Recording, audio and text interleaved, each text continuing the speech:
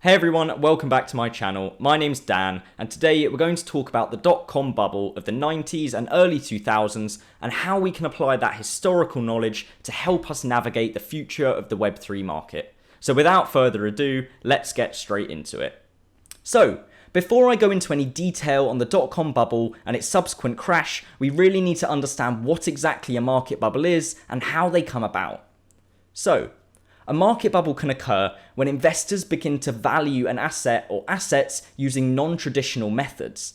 And when I say non-traditional, I don't mean that they've come up with some new mathematical equation in order to value these assets, but rather that they're accounting for external factors which the investors believe will influence the price of that asset in the future, and that never ends up materializing. When the value of an asset is higher than it would be when valued using traditional methods, it can be deemed overvalued. And when an asset is overvalued, it becomes very volatile and prone to crashes when the investors realize that those external factors which they hoped would influence the price of their asset in the future don't actually end up doing so. This can be seen in recent crypto and NFT history with the numerous projects that have been endorsed by celebrities. These projects tend to do really well because a lot of hype surrounds the celebrities which are endorsing them. Examples of this are Lana Rhoades' Cryptosis, where $1.5 million was stripped from the project right after launch, or Mike Tyson's personal NFT collection, where utility failed to ever really materialize. And as we've seen, the value of these collections tends to depreciate massively when the hype around the celebrities dies down and people realize that those assets don't actually carry as much value as they thought they did. So now that we understand exactly what a market bubble is, let's take a look at the dot-com bubble and find out what knowledge we can apply to the modern day Web3 market. Let's start by taking a look at a few statistics. As you can see here, between 1995 and 2000, the Nasdaq Composite Index rose 400%. That's an average yearly return of 80%. And with tech companies like Qualcomm leading the way into this new web-based economy, with their stock having risen 2,619% in the year 1999 alone, it's really easy to see where all of this hype was coming from. In a stark contrast to this, between 2007 and 2022, the average yearly return on the Nasdaq Composite Index was just 31% of its initial value. This just shows you how overvalued tech stocks were in the late 90s all the way up to the dot-com crash. One of the biggest problems with the rise of the internet in the late 90s was a coinciding rise in lots of startups that had little business acumen or even the ability to enter the tech space. What this meant is that these startups were relying heavily on the novelty of the internet and the cultural craze which it caused in order to sell their ideas to investors.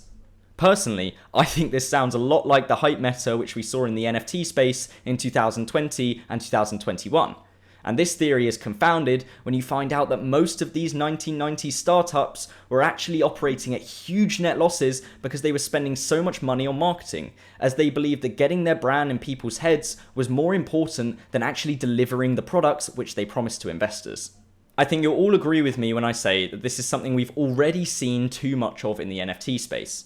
So many projects are starting with great ideas, but they're lacking either the business acumen or technical ability to actually implement the roadmaps which they're promising to their customers. A big problem comes from the fact that most of these projects are relying on their minting funds in order to start developing the features which they've promised to their holders. Something which we've done at Revolution is made sure that all of our development is going on in-house and we're not outsourcing any of the development that we're doing on our games.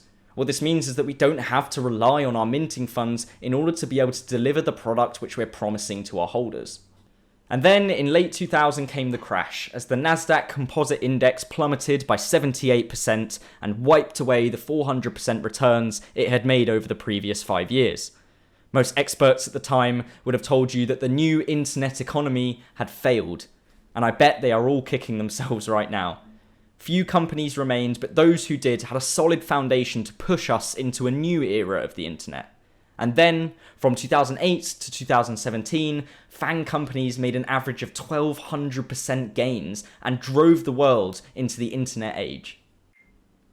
Now that we know all about the dot-com bubble and its subsequent crash, let's take a look at how we can apply this newfound knowledge to the modern Web3 space. And to do that, I have 3 key points which I'm going to share that I think you should take away from this video.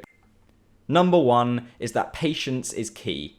All new tech takes time to develop, so trust the process, because blockchain tech is still very much in its infancy and we're very much still trying to find out how it will benefit our lives long into the future. And part of this is not being scared to try out new things, because only through trying different avenues will we find out how Web3 really fits into the future of society. Number 2 is tread with caution, not skepticism. As a species, we will always be constantly evolving, and whether you're opposed to change or riding the wave, change will come at some point anyway. So it's important to be open to new ideas, such as how Web3, cryptocurrencies, and NFTs can benefit our lives long into the future. But it's important to be cautious about where you're putting your money. Make sure that startups and projects that you invest in have the capability and determination to deliver the products which they're promising you.